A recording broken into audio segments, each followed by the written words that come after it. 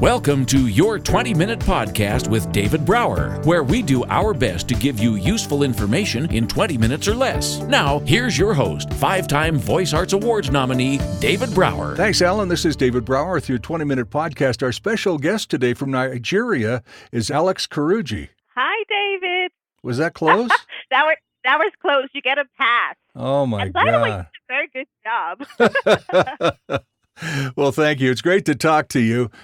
She went on a personal quest to get down to the real, true, authentic, naked part of who she is. This is where her naked movement came in, the Naked Talk radio show, the Naked Truth, the book, the Naked Challenge, a summit, all came from. You've got a wildly successful radio show, self-development brand, all in what looks like a relatively short period of time. So what got you started on all of this? So here's what I did.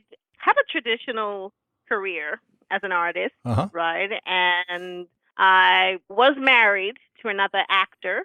I was working as an actress, and I was married to another actor from another country, and that marriage didn't work, right? And so we got divorced. And during the period of just trying to deal with my divorce, I was experiencing some kind of, first of all, there was a social backlash, right? Because again, as an actor, you live your life out there in the spotlight. Right, absolutely. And everybody kind of pretty much knows, what's going on in your life. Whether it's true or not. Well, that's true, not exactly. Yeah. And then, as an African, being married and staying married is kind of like a goal. And so when my marriage didn't work, I just, it was kind of like having a public breakup. Gotcha. But and at that time, I just also had a baby. And so here I was, basically with a brand new baby, with a failing marriage.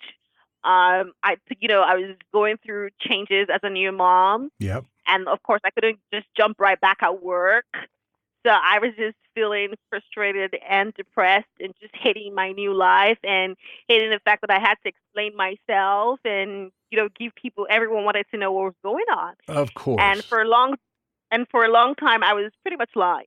So I would go out. Well, yeah, just to protect yourself and your baby, right? Yes, I was trying to protect myself, my baby, and my family. Absolutely. And I had a father in the industry who is used to be a famous musician. So I was trying to protect everybody pretty much. Sure. And so I was lying. People would ask me, what's going on? How are you? How's marriage? And I'm like, oh, we're great. We're fine. Right? I'm on the red carpet. I'm like, oh, we're great. We're fine. Yeah. And I was lying. And, the lies were starting to get to me. Yeah. Because I started feeling like I was allowing society and societal expectations kind of like choke me. Right. Well, it's not who you are. It's just not who you are. You're not a dishonest person. Exactly. So, at some point, I just had to have a naked conversation with myself. And so the entire, naked movement and the naked philosophy and this whole entire naked started from me having to have some real, honest conversation with myself. And this was me really just telling myself, hey, you're not going to be the first person whose marriage has failed, and you're not going to be the first person who doesn't have it all together. Right. You're not going to be the first person who's trying to, who finds herself in this new situation, who's trying to juggle things and trying to figure things out, and I think most importantly, and being a single mom. Exactly. Right? And I think it was just the real, yes, what? And it's so funny because I think it was also me just realizing that for a long time, almost forever, I was living my life based on other people's opinion and validation. Oh, yeah. So it was me, I got together with someone because people thought we were great. We looked great together. I, stepped out because I was expecting, it was really about living my life for other people. Yeah. And I just had that conversation and told myself, you know what, you have to be honest with yourself and you have to take back your life and you have to strip down the mask, strip off the mask and just represent who you really are. And that's how. And to find that authentic you, that's a lot of work when you've been out there pretending and acting and putting on the face, right? Yes, it is a lot of work. I talked to a therapist yesterday in another interview. She called it the imposter syndrome, where we try to, as much as we don't want to, we become this imposter. And we find ourselves being more genuine to other people about what their expectations are rather than spending time discovering who we really are. And you've obviously made that hurdle and found out, or probably in the process of still finding out, who you are, what you're all about, and just life in general. Quite a road you've been on. But you're right. That's a very, that was a long road. Yeah. Just trying to discover who I really am. And I had to really just give up certain things, and it is really scary because, first of all, it means that you have to not be ashamed to be vulnerable. Right. You are not ashamed to be flawed or to be imperfect. Right. And of course, as when you think about what it really looks like or feels like to be naked, it means that you have scars, and I say this like figuratively, like, you have scars and you have things that you're embarrassed about and you have flaws and weaknesses, and you have to come to terms with what those things are and what you need to change to basically live the life that you want, and live life on your own terms. Yeah, absolutely. And somewhere along the line, you have to, I think, you have to find your way to be able to like yourself and at some level begin to love yourself so that your own personality and your heart and your soul all of a sudden start taking over where other people have been trying to do that for you.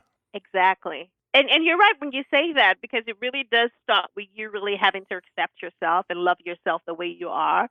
And it's so funny because if you're a pleaser, right, and if you're a performer, there's somehow, and I use the word, as a performer, you are a pleaser, you're an entertainer.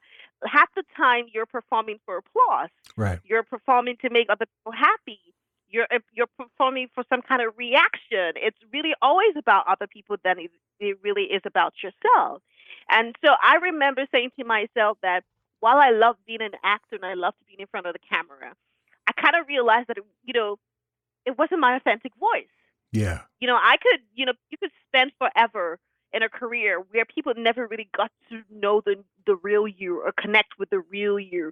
They're faced with the ever-changing characters that you play, or what media portrays or presents or sensationalizes you to be, right? And so you find out that people don't end up getting to know and realize that you're real and you're human, and you have down days, right? And you have challenges just like You just described the first 50 years of my life.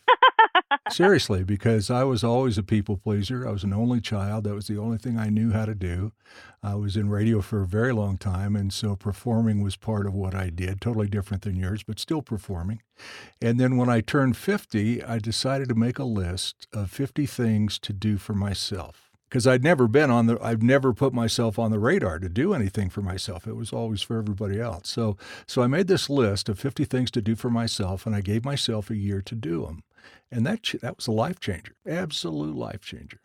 And I think that, and I'm glad that you said that, because really the moment you decide that you have, you want to do things for yourself and you want to live life on your own terms and you want to define what success is for you or what success means to you using your own, not using society's definition. Right. That's when everything changed for me. Absolutely. So when you now talk about, me having done quite a lot of things under a really short period, right? My actor career is way longer than that, but it felt like I spent like 8-10 years wasting, right? Yeah. And all of a sudden it's like, now I'm leaving. Now I'm fulfilling, my purpose, and now I'm living life based on my own terms, because when people say they love me, I know they love me for me because this is the real me. What a right? gift. I'm no longer, that's a gift, right? Yeah.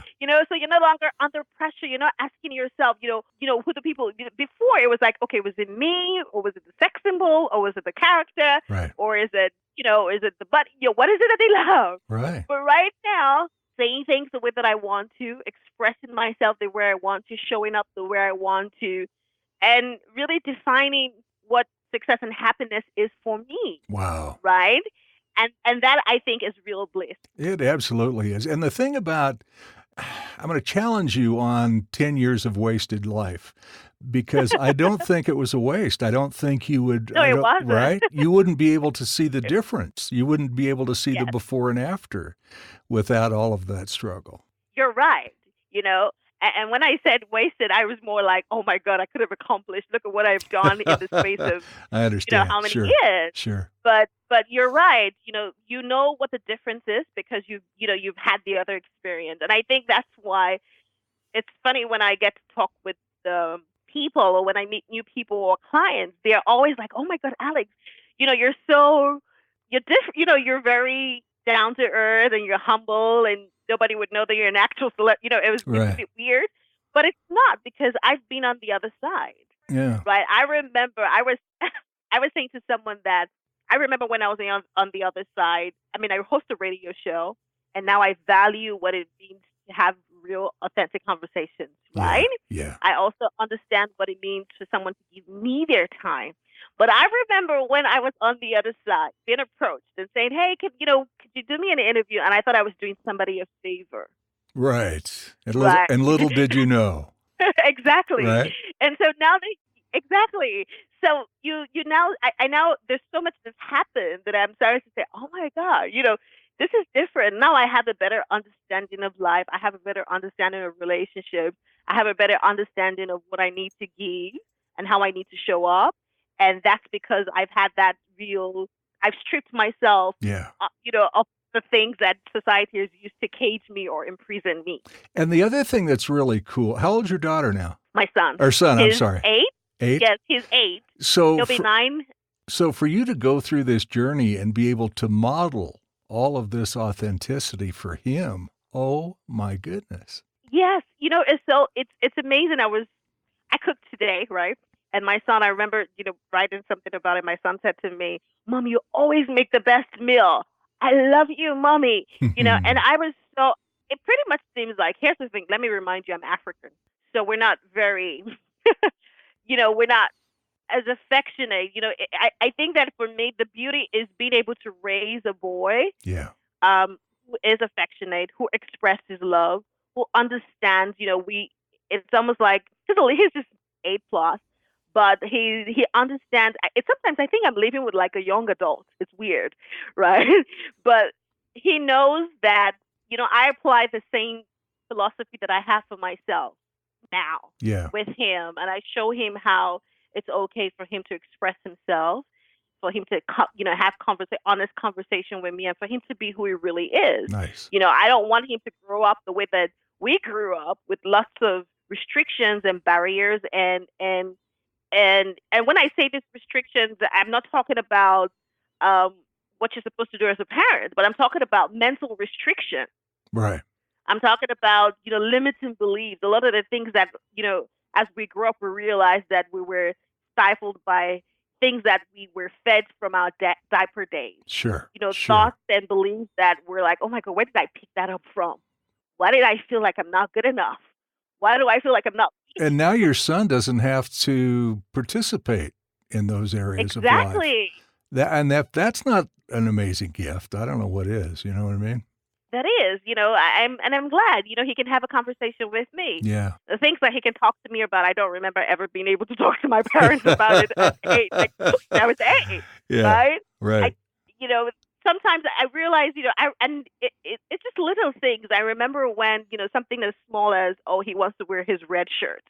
And I'm like, why do you want to wear your red shirt? Wear the blue shirt. And then all of a sudden I say to myself, come on, it's not your shirt. It's his shirt. Right? You bought it, but it's his shirt. Why not let him wear what he wants to wear? Yeah. Make him be independent enough to be able to think for himself, decide for himself, instead of just feeding him with what you think. Yeah. And it is the little things. I mean, that's how whether you're 9 years old or 69 years old, I mean, that's how you learn, right? Is the little things that are shared with you authentically and honestly and from a deep place.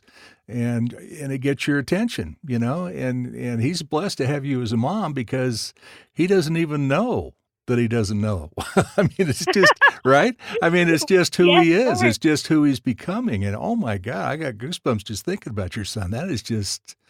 That's fabulous, man. It's fabulous. That's part one of our interview with Alex Okoroji. Listen to Your 20-Minute Podcast with David Brower on the go. Downloads are available on YouTube, Twitter, Facebook, iTunes, iHeartRadio, Spotify, any podcast app, and on our website at davidbrowervo.com/Your 20-Minute Podcast. Until next time, thank you for listening.